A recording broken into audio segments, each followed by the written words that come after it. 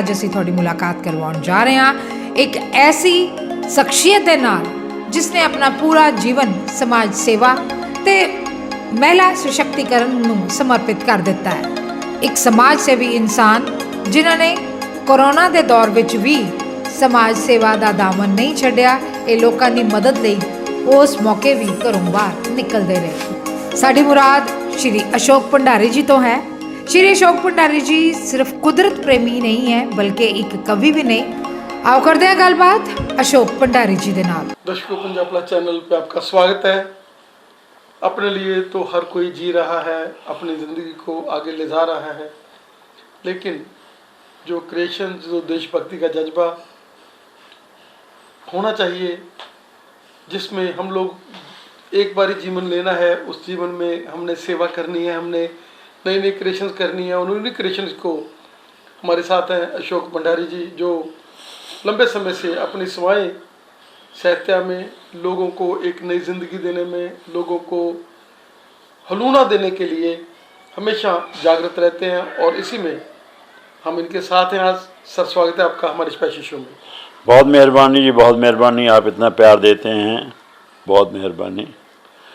Bhandari sir, जैसे जैसे ऐसी चीज़ें जो हम लोग हम सोच भी नहीं सकते सपने में, वो चीज़ें आप लोग अपनी ज़िंदगी में ढूंढ ढूंढ कर हमारे लिए, हमारी इस पीढ़ी के लिए ला रहे हैं। जैसे बुक से लिखना, लिखता तो हर बहुत लोग बुक से लिख लेते हैं, लेकिन लिखने में वो जान, वो चीज़ें रियली ग्रेट। जैसे आपने आज एक नई जो बुक है लोगों को समर्पण किया आपने, हम गवाह हैं। क्या कहना चाहेंगे कि इसमें वो उदासी, वो चीज़ें छुपी हुई हैं जो जब देशभक्त एक बार देखेगा तो उसकी आंखें नम हो जाएंगी और उसके मन में शहीदों के प्रति, उन जगहों के प्रति यहाँ पर इतने इतने बड़े नरसंहार हुए हैं, एक बहुत बड़ी श्रद्धा पैदा होगी। क्या कहना चाहेंगे? ऐसे है भाई साहब, मैं शुरू करूँगा इससे थोड़ी पीछे से। ब्रिटिशर्स ने जब गुलाम किया हमारे देश को, तो कोई नहीं सोच सकता नॉर्मल आदमी कि कितने बड़ा नरसंहार किया उन्होंने, जितनी देर वो यहाँ रहे। ये मैं एक छोटा सा वाक़या है कि जिसको मैंने कलमबंद किया है। जो डॉक्यूमेंटेड है, अगर आपको बताऊं मैं, तो अंग्रेज़ों ने अंदाज़न 9 करोड़ से ऊपर हिंदुस्तानियों का नरसंहार किया जितनी देर वो यहाँ रहे। ये सोच से बाहर है, इंसान की सोच से बाहर है। उन्होंने हिंदुस्तानियों को ज़रिया समझा कमाई करने का। That is all. इंसान किसी हिंदुस्तानियों को नहीं समझा उन्होंने। उस कारण अकाल पड़े। अपनी हिंदुस्तान की पूरी हिस्ट्री में, जहाँ से हिंदुस्तान की ऋग्वेद से भी पीछे चलिए आप, ईसा से तो पीछे जा रहे हैं हम, ऋग्वेद से भी पीछे चलिए, अंदाज़न 2,500-3 हज़ार साल और पीछे चलिए। वहाँ से लेके 1947 तक 14 अकाल पड़े हिंदुस्तान में। वो 14 के 14 ब्रिटिश रूल में पड़े। सोच सकते हैं आप, 14 के 14, जिसमें करोड़ों लोग मारे गए। एक नया इनका ढंग था पब्लिक को डरा के रखने का। वो क्या था, कहीं से किसी गांव से हल्की सी आवाज़ आई कि किसी ने जय हिंद बोल दिया या वंदे मातरम बोल दिया या कुछ भी बोल दिया लफ्ज़ ऐसा जिससे कि बू आए बगावत की। अंग्रेज़ों को जो बू आए ना बगावत की, हाँ से कोई एक बच्चा उठ रहा है या बूढ़ा उठ रहा है या आदमी है, जवान है, कोई है। जासूस तो उनके थे, तो वो भेजते थे वहाँ मिलिट्री के 100 आदमी भेज दिए, 200 आदमी भेज दिए बंदूकें लेके, और सारे गांव को इकट्ठा किया, उसमें जितने आदमी हैं उन सबको गांव के सेंटर में जो पेड़ है बड़ा, उसके ऊपर लटका के उनको फांसी दे दी। और उनकी बॉडी एक एक महीना उतर नहीं सकती थी। एक फौजी को बंदूक के साथ छोड़ के जाते थे वहाँ पे, यहाँ अगर कोई आदमी इसको उतारने की कोशिश करे उसको फांसी, उसको गोली मार दो, ठीक है। मतलब इतनी बार्बरिज्म, इतनी जहालत, इतनी इस हद तक जो है उन्होंने ट्रीट किया इंडियंस को। ये आज की जनरेशन को पता लगना लाजिम है, नहीं तो उनको एहसास क्या होगा गुलामी क्या होती है। उनको जो आज़ादी है उसको वो एंजॉय कर रहे हैं, मगर अगर वो इसको उनको ये पता लगा कि हाँ भी गुलामी क्या होती है, I think everybody thinks about this thing कि हाँ भी वो उनके अंदर जज्बा आएगा कि हम आज़ादी को हाथ से जाने ना दें किसी भी हालत में, अपनी शहादत भी देनी पड़े तो भी हम जाने ना दें।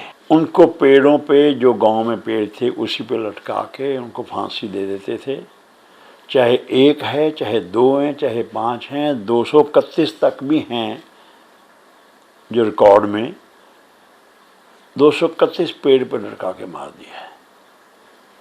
एक दूसरा, एक अजीब ढंग, मतलब हम सोच नहीं सकते कि ये कौम जो है जिनको हम ब्रिटिशर्स बोलते हैं, ये जानवर से भी बुरी कौम है।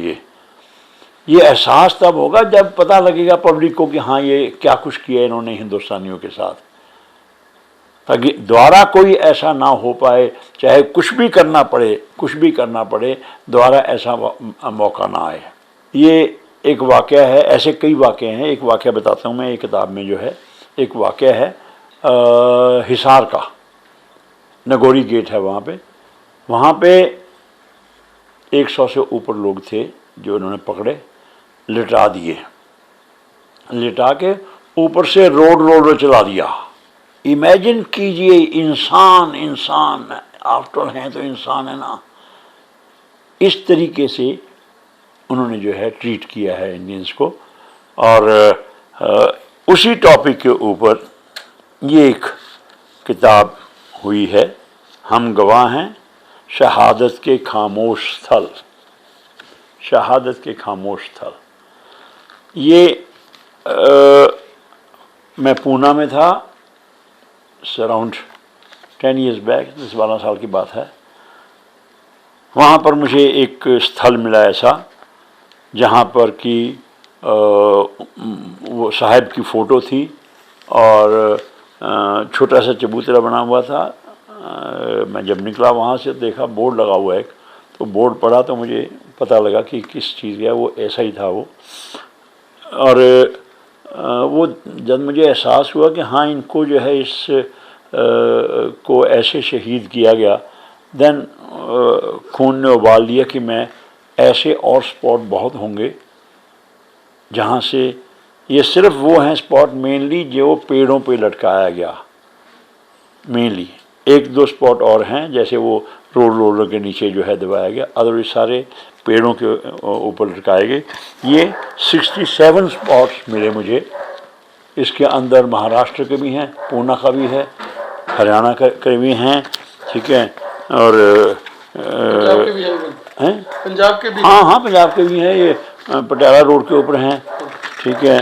और पंजाब के देखिए, पंजाब के हाँ, नामधारी शहीदी स्थल मलेरकोटला, ठीक है जी।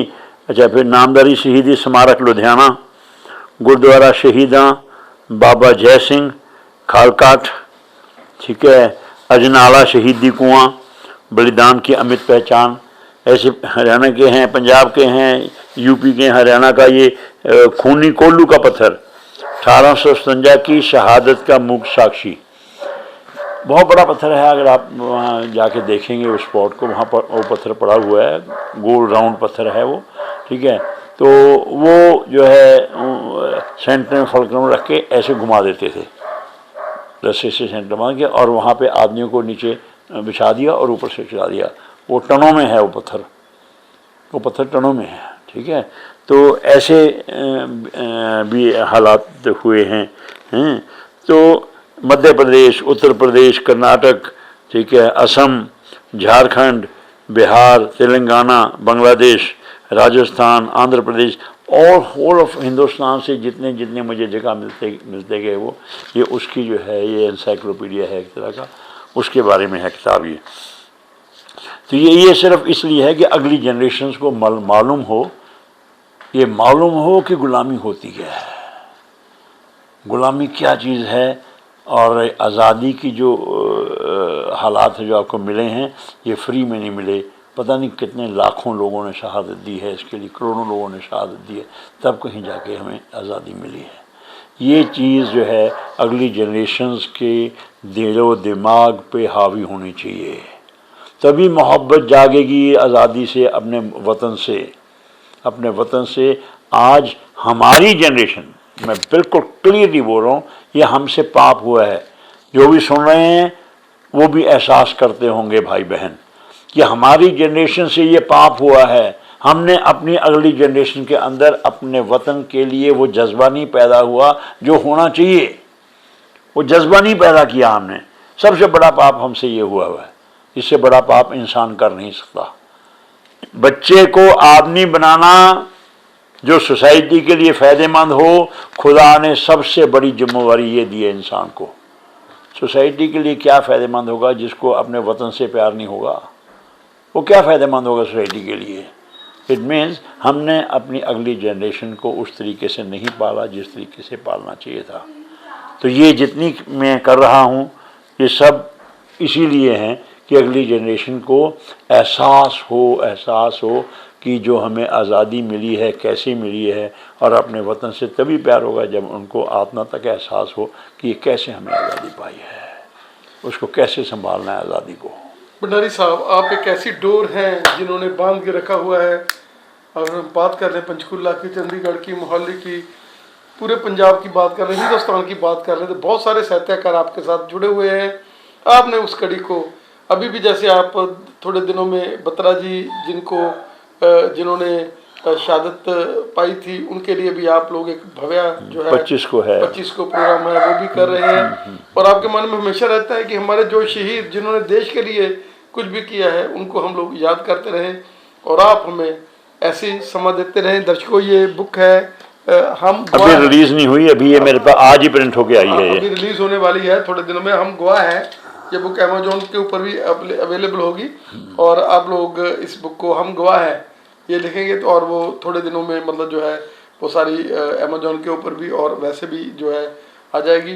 भंडारी सर, जो हमें समय समय से हमने देखा कि कोरोना के बहुत ही मुश्किल पीरियड में जब ये इतने बड़े इंडस्ट्रिस्ट थे, लेकिन हमने देखा घर में जो है बहन जी, इनके वाइफ जो है माता जी, वो जो है वो खुद जो है इनके साथ मास्क बना रहे थे। कैसे इन्होंने बूटे बांटे, कैसे इन्होंने सोचा कि नहीं ग्रीनरी देनी है दुनिया को, और ग्रीनरी के लिए काम किया, कैसे एक खुशबू फैलाने की कोशिश। जैसे देखा हमने संविधान के जो तथ्य थे उनको, उनके लिए बहुत बड़ा सेमिनार जो है वो करवाया। मतलब हमेशा कोई ना कोई क्रिएटिविटी करते रहते हैं और हमें समा देते रहते हैं। सबसे बड़ी बात है, भगवान करे इनकी आयु लंबी हो और ये इसी तरह से सोसाइटी को पे बैक टू सोसाइटी करते रहें और लोगों में देशभक्ति की भावना पैदा करते रहें। जो शहीद हुए हैं उनको याद कीजिए, उनके नाम की जोत जलाइए, उनके नाम की जोत जलाइए। रोज़ खुदा के नाम की जलाते हो तो वो भी हमारे लिए खुदा से कम नहीं है, जिन्होंने अपनी शहादत दे के हमें ज़िंदा रखा हुआ है। हम आराम से बैठे हैं यहाँ पर। जो हर हिंदी शहीदों के लिए दिया जलाएगा है दुनिया जब तलक कायम, तिरंगा लहलहाएगा। वो रखवाली को माँ की जिसकी सांसें थम गई होंगी, दिए को देखकर जलता जहाँ हो मुस्कुराएगा। सलामी दिल से दो, उनके ही कारण आज जिंदा हो। वतन से प्रेम का जज्बा तभी तो कुल बुलाएगा। जो दिल में दौड़ता है एक कतरा भी अगर खून का, तो आंचल माँ का फिर नीलाम हरगिज हो न पाएगा। जरा रंग के तो देखो अपने दिल को 3 रंगों में, वतन का जर्रा जर्रा फिर तो रंगीन हो ही जाएगा। अगर हर एक दिल में सरफरोशी की तमन्ना हो, कोई दुश्मन न तिरछी आंख से फिर देख पाएगा। तिरंगा आन है अपनी, तिरंगा शान है अपनी, ये सोचोगे तभी तो खून रगों में खौल पाएगा। सर क्या कहना चाहेंगे कि जब आपका खून खौलता है, आप कोई ना कोई नई क्रिएशंस करते हैं और उसी में एक बहुत ही दिल को छूने वाली क्रिएशन आपने ये की है, जो आपने वर्डिंग लिखी है, क्या कहना चाहेंगे? ऐसे है जी, जो हमारे लिए शहीद हो गए, जो हमारे लिए शहीद हुए, वो शहीद हुए कि हम जिंदा रहें, हम शान से जी सकें। उनके ऊपर मैंने कुछ लफ्ज़ बांधे थे, तो मैं आपके नज़र करता हूँ। जो हर हिंदी शहीदों के लिए दिया जलाएगा, भाई और बहनों, जो हर हिंदी शहीदों के लिए दिया जलाएगा, है दुनिया जब तलक कायम तिरंगा लहराएगा। रोज दिया जलाइए शहीदों का लिए, रोज दिया जलाइए, वो रखवाली को माँ की जिसकी सांसें थम गई होंगी, वो रखवाली को माँ की जिसकी सांसें थम गई होंगी, दिए को देखकर जलता जहां हो मुस्कुराएगा। हम ज़्यादा से ज़्यादा यही कर सकते हैं, जो शहीद हो गए हैं उनकी याद करें। ये दिए जलाने का जो है, ये याद करने तक मतलब है। सलामी दिल से दो उनके ही कारण आज जिंदा हो, सलामी दिल से दो उनके ही कारण आज जिंदा हो, वतन से प्रेम का जज्बा तभी तो कुल बुलाएगा। जो दिल में दौड़ता है एक कतरा भी अगर खून का, तो आंचल मां का फिर नीलाम हरगिज हो न पाएगा।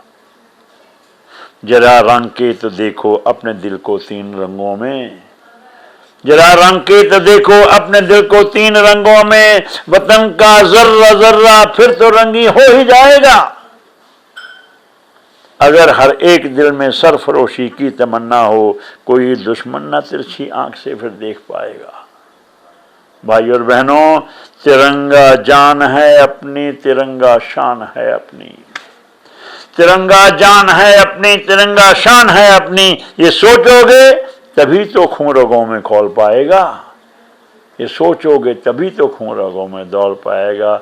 भाई और बहनों, ये बहुत बहुत बड़ी जिम्मेवारी है अपनी, कि अपने अगली जनरेशन के अंदर मोहब्बत पैदा करने वतन के लिए, शहीदों की शहादत के लिए मोहब्बत, प्यार और इज्जत पैदा करें। तभी उनके अंदर फीलिंग आएगी कि वतन अपना है। जब वतन अपना है सोच लिया, तो कोई आदमी गलत नहीं चल सकता। जिस आदमी ने सोच लिया कि ये वतन मेरा है, तो आदमी कोई गलत काम नहीं कर सकता। ये बेसिक रिक्वायरमेंट है, अपनी बेसिक ज़रूरत है इस मोमेंट की। आज के दौर की ये सबसे बड़ी खामी है कि ये चीज़ नहीं है। इसको हर हालत में पैदा करना है, इसको हर हालत में पैदा करना है। जय हिंद।